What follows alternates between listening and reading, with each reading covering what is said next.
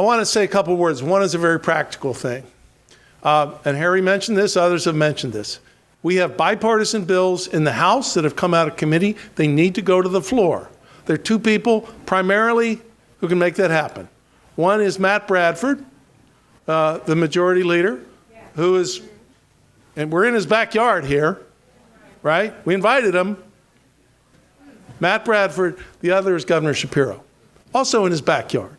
By the way, Governor Shapiro supported a very similar bill in 2009 and told me to my face a couple weeks ago, get it to my desk, I'm supportive. So, let's bring it home. And here's the thing.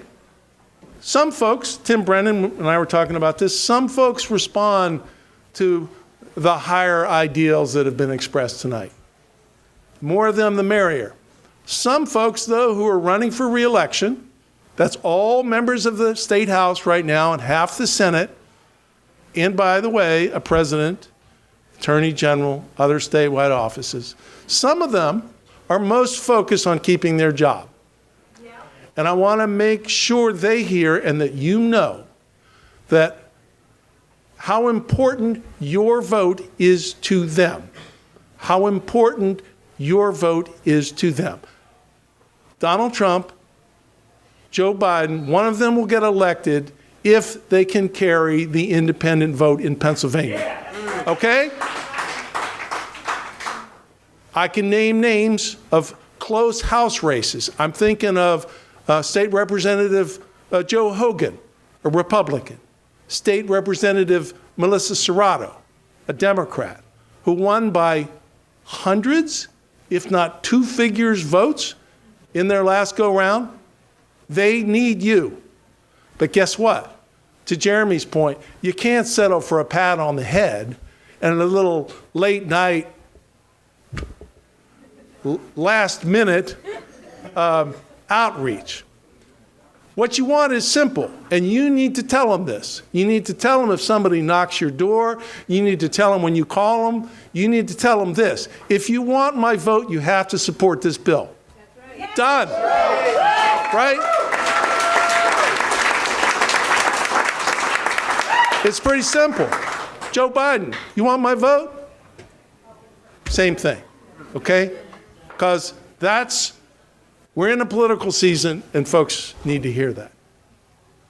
So let me move back, gain a little altitude on this. And this has been said in various ways this night, and we're so appreciative of all of you being out here. But it needs to be said in closing. This is the greatest country in the history of the world.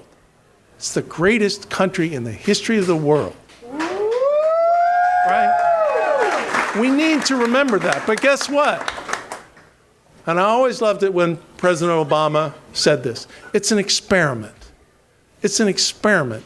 And the only way it survives is we keep fixing it. To Nick's point, at one point we thought primaries would be a good idea. And maybe in 1937 we thought, oh, the parties are getting crazy, so we'll exclude independent voters, right? Seemed like a good idea at the time. By the way, the number of independent voters who have been excluded from primary elections since 1937, 50 million voters. 50 million. 4 generations of voters. If you're an independent, shut out. So, we got to keep at it. We got to keep fixing it. We got to get under the hood, see what's wrong, and make it happen. And I'll just remind you, in closing, there was a time where by law, some folks in this country only counted as 3/5 of a person. There was a time when women were not deemed capable of casting a vote. Right? 1 out of 2 citizens, sorry, not for you.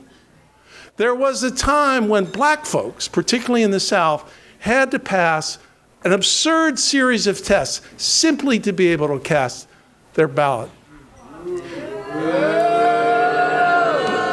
But guess what? We changed that. We changed that. That's in the nature of experimentation, of stepping back and say, that's wrong and we got to fix it.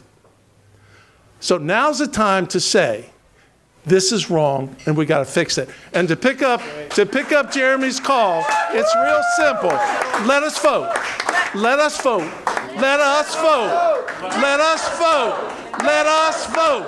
Let us vote. Let us vote.